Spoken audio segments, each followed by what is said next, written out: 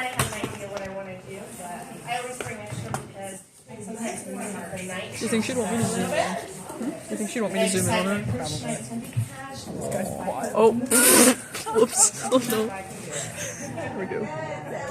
Sorry, my Rose, if you saw that. My name's My Rose. I got this sweater just for you guys tonight. I never actually owned an ugly sweater, and so when I saw you put that, I'm like, now's my opportunity. My first time here, so thank you for having me. This is so cute. Love it! I love it because I am an extra in my own life. Hey. Say what? What? I am an extra in my own life. Those who don't do, teach. It was thought, wrong but blossom, you do and must teach silly stupid, or else silly stupid runs the show, mo. Now I's got to go, flow my own soul out to the one fool who gets it. So no more mediocre when truth arises out your lips. Kiss silky stick of orange peppermint. Whoa! And sip it slowly.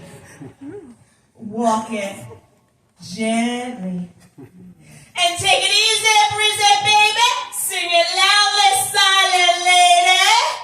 La la la la. And say what? Thank you.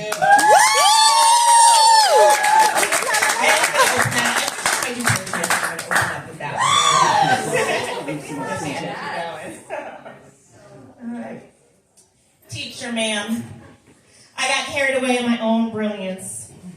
I saw it in the face of the young boy in front of me.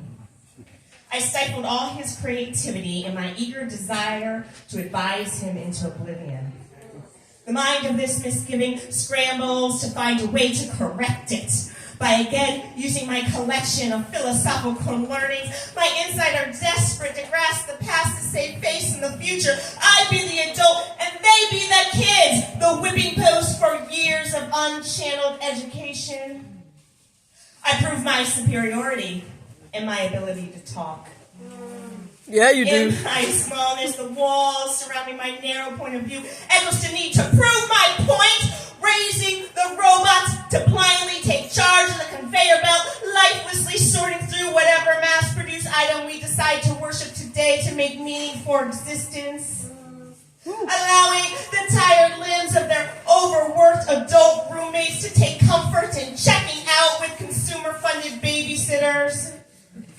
Gifted and growing up to be the best competitive destroyers of anything green, natural, and healthy, yet prosperous enough to spend 2 weeks vacation searching for places green, natural, and healthy. Not in my backyard. Covered in weed killer, nitrogen, electric fencing. Those innocent eyes that I gaze into, knowing nothing of the spirit of innovation. My degree won't allow it, and history hasn't leveled the ground field. No time for it. The bell rang, and the next team needs to use the field while your hot pocket is getting cold. Pay attention, because I know best, according to the classroom monitor's assessment on my loyal adherence to the standards in which we are all too weak to dismantle, crumbling ourselves instead, wasting the flame designed to spark a new toy to play with. Here, for our own amusement, stopped for a mere moment to try and enjoy a blip of senseless wonder and forever in the face of the young boy in front of me. All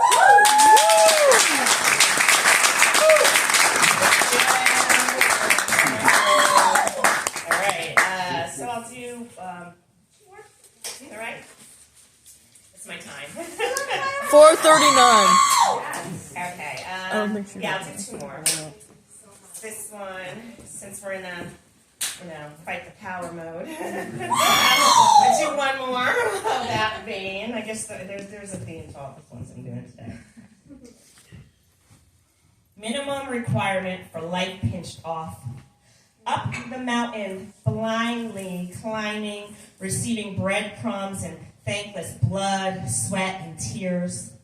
Minimum wage, slapped the hand that feeds fast food bellies to vote for more struggle and martyr justification. Holding your bladder in frozen smile lined up for the next task. Holy glory in overtime. Saving complaints to look good to the Almighty. Dragging hollow bones to the time clock. Grumbling undigested cornflakes in the gut. Minimum expectation. Weaved and mined in dungeons our grandfathers built. Speeding up the hamster wheel to trick reality into smelling plastic pansies. Walls closing in, hung with color pictures and conversational oasis. The gall eyes shame you to insist your feet soak in the tub to break blisters on the concrete floor. Retrofit the golden coffin, nobly entitled to work ethic blue collar pride. Hyenas wander the ledges, keeping out spiders gated throughout cookie-cutter houses. Minimum effort and consequence of a bad attitude, sourced from intuition locked in a closet. Small business taxing mummies to hold up its dreams, spiking the punch in drowsy baby cries, shining the laser light towards the fancy key to take charge of the herd. Dissolving hope to soul death, lost in the kinetic bubbling up of once upon a time. Fuzzy voices praising the potential of be all you can be, tasting the fire of sweet satisfaction doused in briny swampland, catching fish through the tips of ragged fingertips. Ripping out the core of self-deprecating convenience, making master rich, patting obedience on the back. Done when the floor invites us to rest our head and tumble the body off the bed, barely capable to press the palms together, forming an intersection that shifts another day gone by in a new dimension. Inviting mass productivity to shake the stage and force a void in business as usual, picket fence, falling on yellow grass, blowing to the wind with parched earth. Hold on, I'm getting a visual of that parched grass and I'm breathing it in. The imagination, it's so powerful, right? Woo! Woo! Settled delicately on the fine leather seats in the weekend convertible, ungaraged for the summer. Indentured servitude, building your crystal castle at 2 shakes of a lamb's tail and the promise of cocktails at the end of the day. Pencil skirt and Windsor knot, parading powerhouse wisdom locked in uniformity to convince the pocketbook that the latter will appear. In a smoke of praise gathered in exhaust fumes.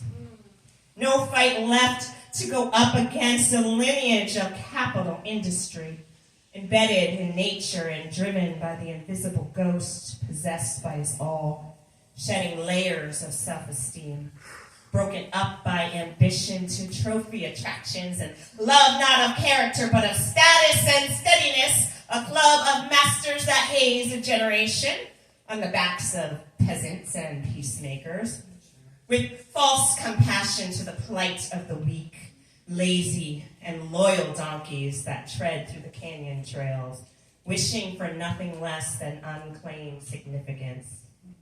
Loyal soldier, content to wear the badge that blood made sacred and suits made legal.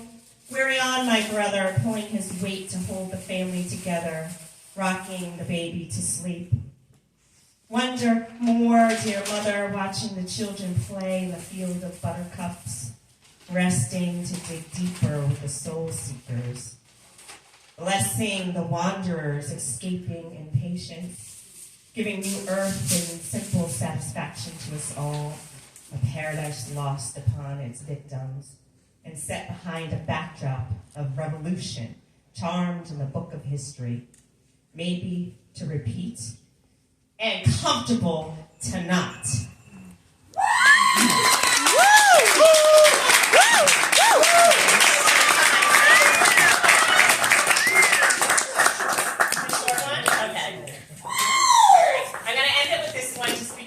I guess I'm on an angry theme, and this one is one of this is my favorite angry poem.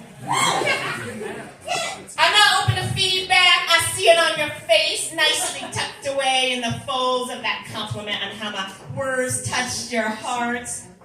A friendly tip from that one time we spoke her poem in front of class and learned how to project and articulate correctly. I know how hard you work at being best expert audience for all things oratory, and with that infectious grin and such a solid handshake, how can I contradict the ways I tell a story to preamble my presentation? And manage to always stumble over the screech of the microphone.